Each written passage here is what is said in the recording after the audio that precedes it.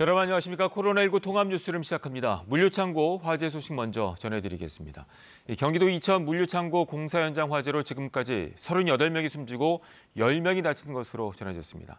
현장에서는 밤샘 수색 작업이 계속되는데요. 먼저 현장 상황 알아보겠습니다. 자, 김기훈 기자, 수색 작업이 밤샘 진행이 됐는데 새로 들어온 소식 있습니까?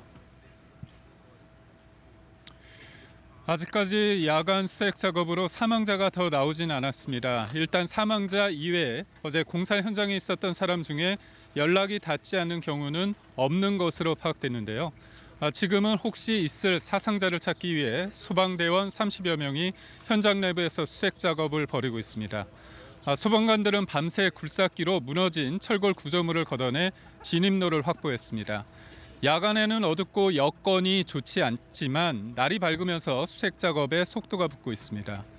지하 2층, 지상 4층짜리 물류창고 공사장에서 불이 난 건 어제 오후 1시 30분쯤입니다. 수색 작업은 큰 불길을 잡은 오후 4시 반부터 시작됐는데요.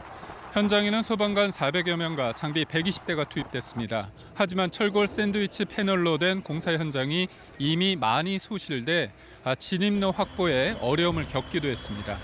사망자는 현재까지 38명입니다. 부상자는 중상 8명, 경상 2명입니다. 소방당국은 지상 2층에서 18명, 지상 1층과 3, 4층, 지하 1, 2층에서 각각 4명을 수습했다고 밝혔습니다. 화재 현장 근처에 희생자 가족들을 위한 임시 거처가 마련이 됐다고요? 네, 도로 건너편에 희생자 가족들을 위한 장소가 마련됐습니다. 뜬 눈으로 밤을 지새우는 분들도 많았는데요. 희생자 가족들은 사망자 신원이 확인될 때마다 그 자리에 주저앉아 오열했습니다.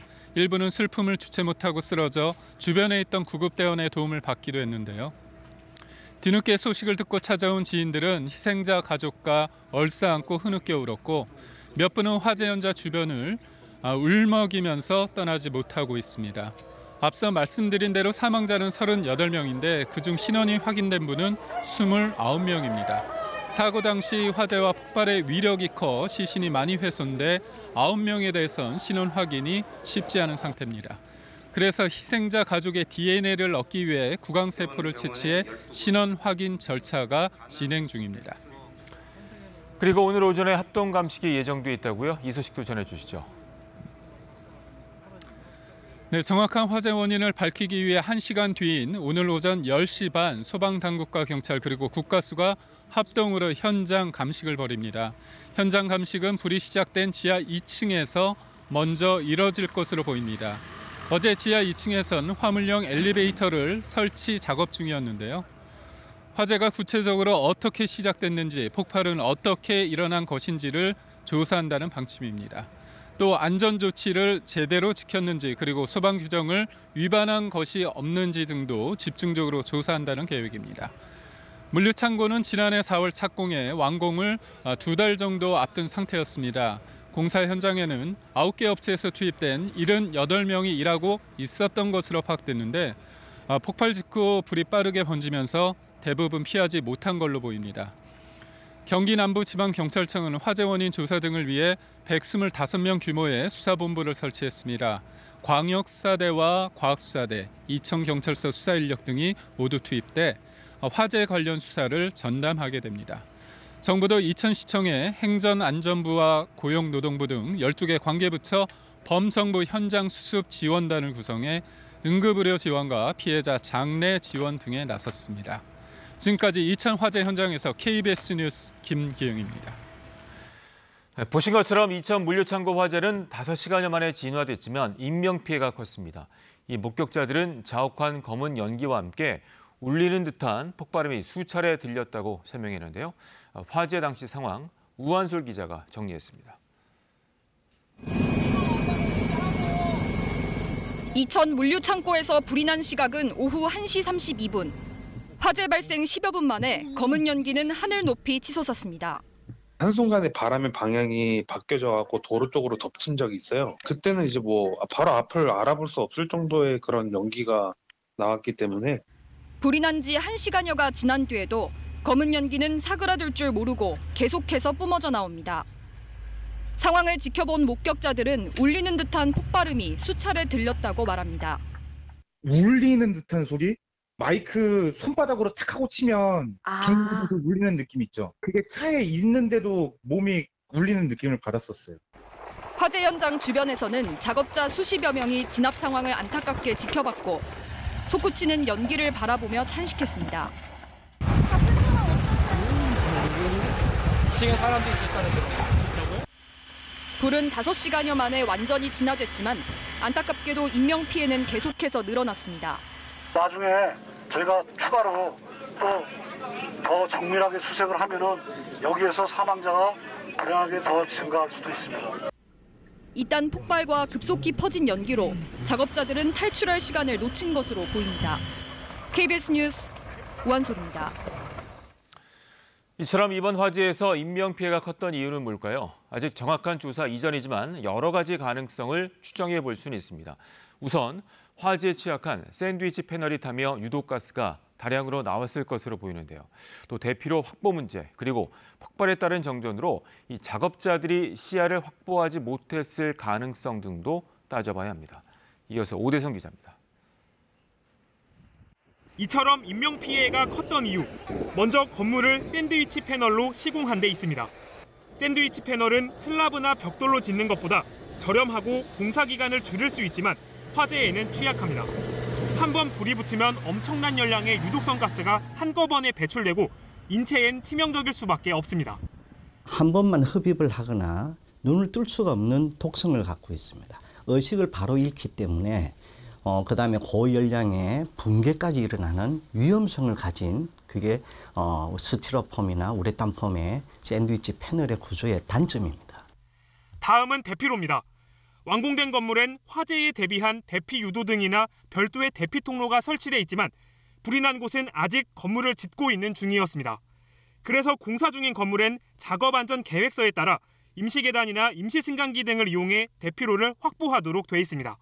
대피로가 규정대로 마련돼 있지 않았다면 이로 인해 인명피해가 커졌을 가능성이 있습니다. 다음은 정전입니다. 만약 유증기로 인한 여러 폭발이 발생했다면 정전됐을 가능성이 크고 대피를 위한 시야 확보에 어려움을 겪었을 걸로 보입니다. 신축 현장에는 정상적인 조명이 아니고 가설 전선을 당겨서 임시 조명 등을 설치합니다. 연기가 끈적끈적한 안에 그 타르 성분이 많이 들어 있습니다. 이런 게 농연이 끼면 1m 앞도 안 보입니다. 유독한 연기가 다수 발생하고 이때 충분한 대피로 확보나 시야 확보에 어려움을 겪어 질식했을 가능성이 큰 만큼 이 부분들에 대한 조사가 이뤄질 걸로 보입니다. KBS 뉴스 오대성입니다. 현재까지 알려진 것만 보더라도 이번 화재는 12년 전 40명의 사망자를 낸 이천 냉동창고 화재와 매우 유사합니다. 지난 2008년 화재와 이번 화재가 어떤 점에서 닮았는지 박찬 기자가 짚어봤습니다. 소방관이 손을 쓸 수 없을 정도의 거대한 불길. 지난 2008년 1월 이천 냉동창고에서 발생한 대형 화재입니다. 당시에도 이번 사고처럼 폭발음과 함께 불길이 삽시간에 옮아붙었습니다. 이야 하더라고요. 불났다고 빨리 나가라고를 불이 확 밀어버리더라고요. 밀어버리죠. 그다음에 뻥 소리가 났어요? 아유 뻥은 한참 있다. 한 50m 정도 날라. 이번 화재 발생 장소와 비슷하게 당시에도 지하에서 불이 났고 작업하던 근로자 57명 중 40명이 숨지고 10명이 다쳤습니다. 당시 화재 원인 중 하나로 지목받은 건 이번 화재와도 연관성이 높은 우레탄 폼이었습니다. 작업 중 불티가 튄 것으로 추정됐습니다.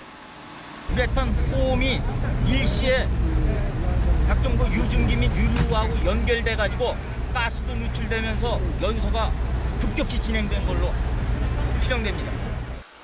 12년 전에도 샌드위치 패널로 지은 건물 구조가 화재 피해를 키운 원인이었는데 이번 화재 사고 건물도 샌드위치 패널 구조에서 되풀이된 참사였습니다. 특히 12년 전 냉동 창고에서도 마무리 공사가 진행 중이었는데 작업 불편을 이유로 방화문이 작동되지 않도록 했던 게 인명피해를 키운 이유였습니다. 또한 수사 결과 소방관이 소방설비 업체로부터 뒷돈을 받은 사실까지 밝혀졌습니다. 경찰은 이번에도 부실한 안전의식이 화재를 키웠는지 여부를 앞으로 중점적으로 들여다볼 것으로 보입니다. KBS 뉴스 박찬입니다. 지금부터는 코로나19 관련 소식 전해드립니다. 전 국민 긴급재난지원금 지급을 위한 2차 추경안이 오늘 새벽 국회 본회의에서 통과됐습니다. 이번 추경안 처리로 4인 가족 기준 100만 원이 다음 달 중에 지급될 수 있을 것으로 보입니다. 보도에 정유진 기자입니다. 전 국민에게 긴급재난지원금을 지급하기 위한 12조 2천억 원 규모의 2차 추경안. 오늘 새벽 0시를 넘겨 국회 본회의를 통과했습니다. 찬성 185인, 반대 6인, 기권 15인으로서 2020년도 제2회 추가경정 예산안은 가결되었음을 선포합니다. 당정이 합의했던 추경 규모는 유지됐습니다. 재원을 어떻게 마련할지를 두고 통합당 의견을 받아들여 국채로 충당할 3조 6천억 원을 3조 4천억 원으로 줄였습니다. 세출 구조조정 규모를 2천억 원 정도 늘려 국채 발행 규모를 그만큼 줄인 겁니다. 추경안의 본회의 통과로 4인 가족 기준 가구당 100만 원이 다음 달 중 지급될 것으로 보입니다. 긴급재난지원금이 최대한 신속히 집행될 수 있도록 지방자치단체와 긴밀히 협력하겠습니다. 긴급재난지원금의 기부 절차를 규정한 특별법도 처리됐습니다. 또 4월부터 7월까지 사용한 금액의 80%의 소득공제 혜택을 주는 관련법 개정안도 본회의를 통과했는데 코로나19로 얼어붙은 소비를 살리기 위한 대책입니다. 디지털 성범죄 처벌 강화 등을 핵심 내용으로 한 N번방 사건 방지법 관련 개정안들도 모두 가결됐습니다. KT 특혜 논란으로 지난달 본회의에서 부결됐던 인터넷 전문은행법은 다시 본회의에 상정됐는데 공정거래법 위반 기업들에게도 얼마든지 은행업의 대주주가 될 수 있도록 도와주는 굉장한 특혜 법안이었습니다.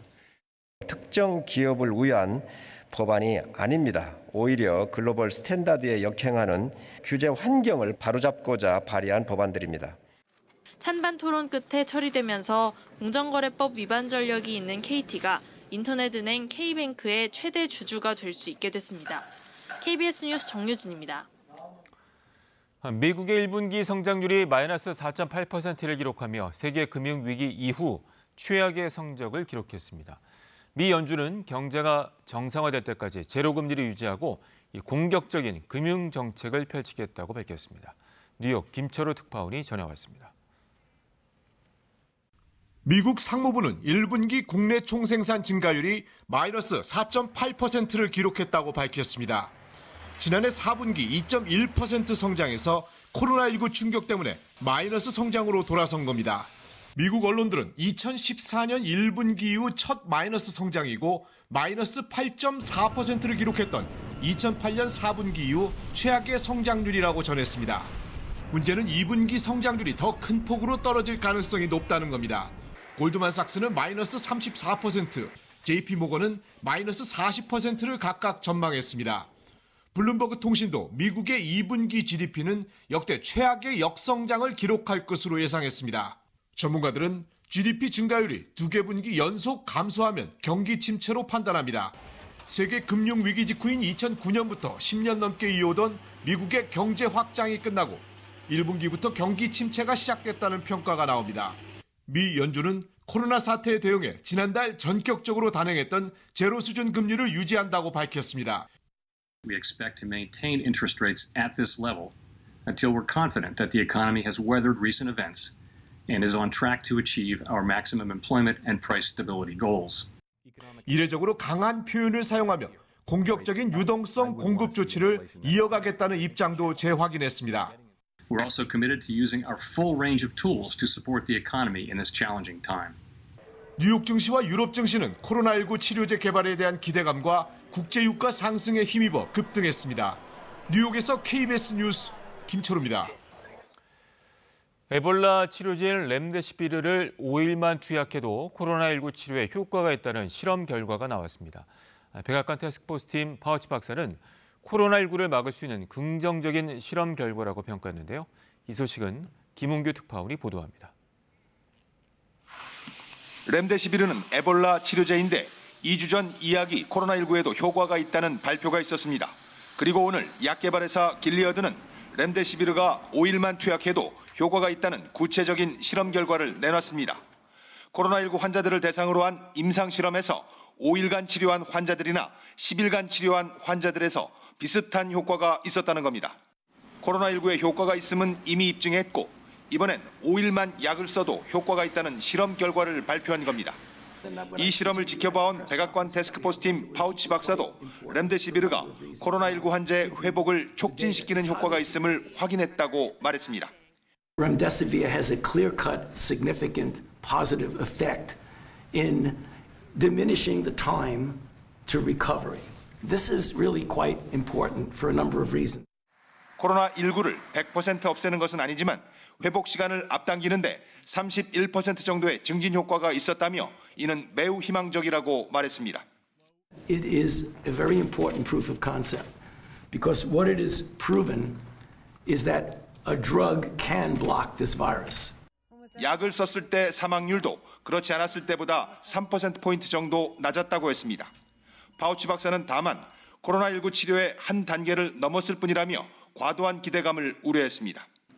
렘데시비르 개발회사도 이 약이 코로나19 치료제로 아직 승인되지 않았다고 밝혔습니다. 말라리아 치료제와 살균제 인체 주입 발언으로 호된 비판을 받았던 트럼프 대통령도 이번엔 신중합니다. It's a beginning. It means you build on it. I love that as a building block, just as a building block. 렘데시비르 임상 실험은 미국을 비롯한 전 세계에서 진행됐는데 미국은 실험 결과를 곧 공개할 것이라고 밝혔습니다. 버지니아에서 KBS 뉴스 김은규입니다.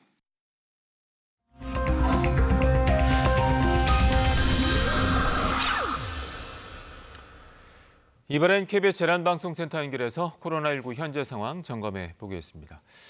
이정훈 기자, 먼저 국내 확진자 현황부터 정리해 주시죠. 네, 어제 0시 기준 국내 누적 확진자는 모두 1,761명입니다. 이 가운데 80%가 넘는 8,900여 명이 격리 해제됐습니다. 사망자는 어제 오전 방역당국 발표 이후 1명 증가한 247명으로 집계됐습니다. 최근 신규 확진자를 날짜별로 보면 열흘 넘게 10명 안팎을 유지하고 있는데요. 지난 4.15 총선을 앞두고 전국적으로 실시되는 투표 과정에서 코로나19가 재확산하지 않을까 우려하는 목소리가 있었죠. 총선 이후 보름이 지났지만 신규 확진자 수 추이에는 큰 변동이 없었습니다. 선거일 무렵 20여 명에서 최근엔 10명 안팎으로 오히려 다소 줄었습니다. 충분한 거리 두기와 철저한 위생 관리가 효과를 봤다는 분석입니다. 방역당국은 오늘부터 시작한 연휴에도 사회적 거리 두기를 지켜달라고 강조했는데요. 가급적 여행을 자제하고 여행을 하더라도 2m 이상의 거리 두기와 소독, 손 씻기를 철저히 해달라고 밝혔습니다. 그리고 방역당국이 소아 청소년 확진자에 대한 분석도 내놨다고요? 어떤 특징이 있습니까? 네, 먼저 19세 미만의 소아 청소년 확진자를 나이별로 나눠 살펴봤습니다. 만 0세에서 6세, 그러니까 미취학 아동보다는 초등학생에 해당하는 7에서 12세에서 확진자가 좀 더 많았고요. 중고등학생 연령대에서 300명에 육박해 압도적으로 많습니다. 날짜별 추이를 봐도 차이가 나타났습니다. 미취학 아동이나 초등학생 연령대에서는 지난달 하순부터 확산세가 꺾였는데요.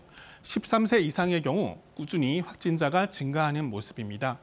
방역당국은 노래방이나 PC방 등 다중이용시설의 방문을 자제해달라고 밝혔습니다. 증상별로도 분류해봤는데요. 무증상자나 가벼운 증상만 나타난 경우가 대부분이었고요. 폐렴이 발생한 경우가 24%였지만 중증 이상으로 악화하거나 사망한 사례는 없었습니다. 소아 청소년의 경우 코로나19가 가볍게 앓고 지나는 경우가 많지만 가족과 주변을 위해서라도 긴장을 늦춰서는 안 됩니다. 지금까지 재난방송센터에서 KBS 뉴스 이정훈입니다. 이번 황금 연휴에 방역당국은 그 어느 때보다도 바짝 긴장하고 있습니다. 그래서 정부가 여행자들의 안전을 위한 구체적인 행동 요령을 내놨는데요. 여행이나 나들이 떠나시는 분들은 꼭 확인하시길 바랍니다. 김석 기자가 설명해 드립니다. 모처럼 찾아온 6일간의 꿀맛 같은 연휴. 사회적 거리 두기 기간이긴 하지만 아무 계획 없이 보내긴 아깝습니다. 이번에 어버이날도 있고 해서 부산에 애 데리고 시댁 부모님 뵈러 가거든요. 앞뒤로 부산 주변 좀 여행하려고도 생각하고 있어요. 3일 날 결혼을 할 예정이라서요. 결혼식이 끝나고 나서 가까운 데 서울이라든가 근교 정도로만 가볍게 이제 둘이 좀 다녀오려고 생각을 하고 있습니다. 방역 당국은 여행객들의 이동과 접촉이 잦아지면 그만큼 감염의 위험도 커진다며 바짝 긴장하고 있습니다. 방역 당국은 이것이 코로나19 감염의 재확산으로 이어지지 않을까 매우 우려하고 있습니다.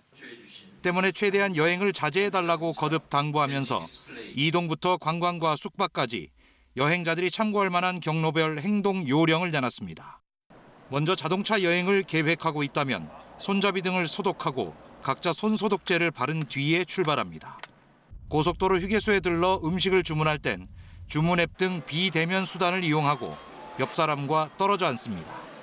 명승지와 한옥마을 등 실외 관광지와 해변에선 다른 사람과 2m 이상 간격을 유지합니다. 식당에 갈 때는 손님들이 몰리는 시간을 피해 대화를 자제하며 식사하고 커피숍에 손님이 많으면 테이크아웃 서비스를 이용하는 것이 좋습니다. 전통시장에 갈 경우엔 물건을 손으로 만지지 말고 눈으로만 살핍니다.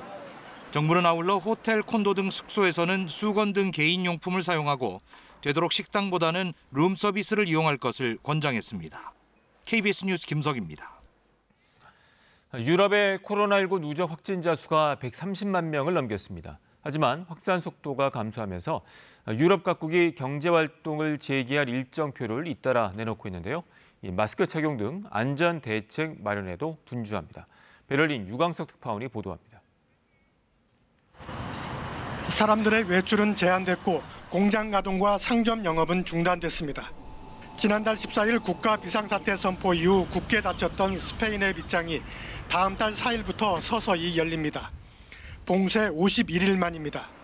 페드로 산체스 총리는 지역별 감염자 발생률과 중환자 병상의 여유 정도를 살펴가며 6월 말까지 4단계에 걸쳐 봉쇄를 완화하겠다고 밝혔습니다.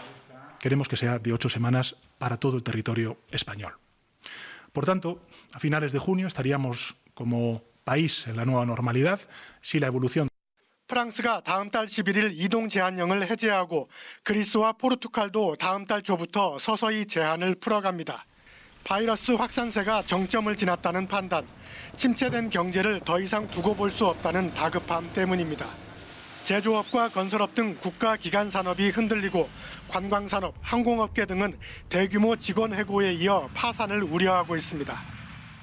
Καθώς περιορίσαμε το πρώτο κύμα του ιού, είμαστε πια έτοιμοι να περάσουμε στη δεύτερη φάση του σχεδίου μας. 하지만 여전히 살얼음판, 바이러스 재확산을 막기 위해 거리 두기와 마스크 착용을 특히 강조합니다. 독일 16개 연방주 전체가 마스크 착용을 의무화했고 프랑스도 다음 달 봉쇄 해제와 함께 대중교통에서 반드시 마스크를 쓰도록 했습니다.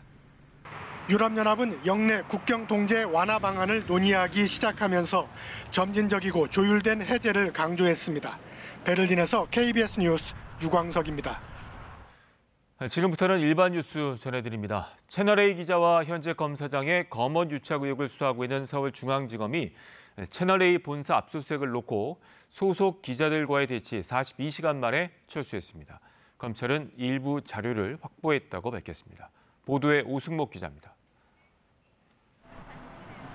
채널A 본사 압수수색을 두고 검찰과 소속 기자들의 대치가 42시간 만에 끝이 났습니다.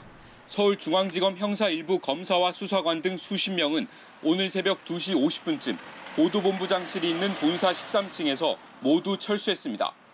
검찰은 채널A 측의 협조로 일부 자료를 확보한 뒤 철수했다고 밝혔습니다. 그러나 어떤 자료를 확보했는지에 대해선 자세히 밝히지 않았습니다. 검사와 채널A 관계자 등은 보도본부장실 안에서 준 이미 제출 형식 등 배상과 집행 방식을 협의해왔습니다. 검찰은 이모 기자가 이철 전 밸류 인베스트 코리아 대표 측 취재원에게 제시했다는 현직 검사장과의 통화 녹음 파일이나 녹취록 등을 최우선 확보 대상으로 삼아왔습니다. 검찰이 일부 증거를 확보했다고 밝히면서 검언유착 의혹 수사도 실마리를 찾게 됐습니다. 채널A 측도 최근 조건부 재승인과 관련 검언유착 의혹의 회사 차원의 개입 여부에 대한 판단 결과가 조건으로 붙었던 만큼 어느 정도 타협선을 모색한 것으로 분석됩니다. 하지만 검찰의 압수수색은 채널A 기자들의 거센 저항을 부르기도 했습니다. 첫날부터 무리한 압수수색 시도라며 본부장실 앞에서 농성을 하는 등 검찰 측 진입을 막았습니다. 여기에 채널A 기자협회는 회사 내 CCTV를 공개하고 수사관 10여 명이 어제 아침 추가 투입되는 과정에서 건물 1층 보안 게이트를 뛰어넘는 등 무단으로 진입했다며 검찰 측 압수수색 영장 집행 과정을 문제 삼기도 했습니다. 한편 검찰이 검언유착 의혹을 최초 보도한 MBC에 대해서도 압수수색 영장을 청구했지만 기각됐는데 대검찰청은 어제 이와 관련 윤석열 총장이 압수수색 영장 청구서 등을 살핀 뒤 빠짐없이 균형 있게 조사할 것을 다시 한번 강조한다는 지시를 서울중앙지검에 내렸다고 밝혔습니다. 총장이 지검 압수수색에 대해 입장을 밝힌 것도 상당히 이례적인 상황입니다. KBS 뉴스 오승복입니다. 양정숙 당선인 관련 의혹이 계속 불거지자 민주당이 공식 사과했습니다. 비례위성정당 더불어시민당에 보내기 전 제대로 검증하지 못했다는 건데요. 민주당과 더불어시민당은 양 당선인을 형사 고발키로 했습니다. 조태영 기자입니다. 민주당의 공식 사과는 더불어시민당의 양정숙 당선인 제명 의결 하루 만에 나왔습니다. 비례대표 후보 검증 과정이 미흡했던 점에 대해 책임을 통감하고 국민 여러분께 깊이 사과드립니다. 양 당선인은 자신의 거취 민주당에 돌아가 결정하겠다고 했는데 민주당은 복당 신청을 받아주지 않겠다, 스스로 사퇴하라고 했습니다. 민주당과 더불어시민당은 선거법 위반 혐의 형사 고발도 결정했습니다. 선관위 그리고 검찰 고발을 동시에 진행할 것이고 이 고발은 더불어민주당과 더불어시민당이 공동으로 추진하기로 했습니다.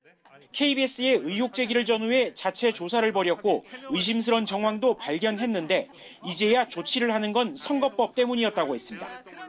본인이 자진 사퇴하는 것 외에 선거 전에 되면 후보직에서 물러나게 하는 방법이 없었고 야당은 일제히 비판했습니다. 뒷북 제명, 늪장 고발한다고 해서 해결될 문제가 아닙니다. 책임이 민주당과 더시민당 모두에게 크게 있습니다. 이런 가운데 양 당선인은 자진 사퇴 의사가 없는 것으로 알려졌습니다. KBS 뉴스 조태현입니다. 5월을 하루 앞두고 계절은 여름으로 접어드는 것 같습니다. 오늘 한낮에는 서울이 24도, 광주 26, 대구가 27도로 평년 기온은 2도에서 5도 정도 웃돌겠습니다. 내일 낮에는 서울이 27도, 대구가 32도로 기온이 더 올라 덥겠습니다. 다음 주 초까지는 내륙 지역의 기온이 25도로 웃도는 초여름 날씨가 계속되겠습니다. 전국 대부분 지방에 건조주의보가 내려진 가운데 오늘 오후부터 서해안과 강원 영동 지방에는 바람이 점차 강해지겠고요. 특히 내일 오후부터 강원 산지에는 순간적으로 초속 20m가 넘는 돌풍이 몰아치겠습니다. 오늘 전국이 대체로 맑은 가운데 미세먼지 없이 공기도 깨끗하겠습니다. 낮 기온은 충청과 남부 내륙 지역은 30도 가까이 오르겠습니다. 날씨 전해드렸습니다. 코로나19 통합 뉴스룸은 잠시 뒤 11시에 이어집니다. 고맙습니다.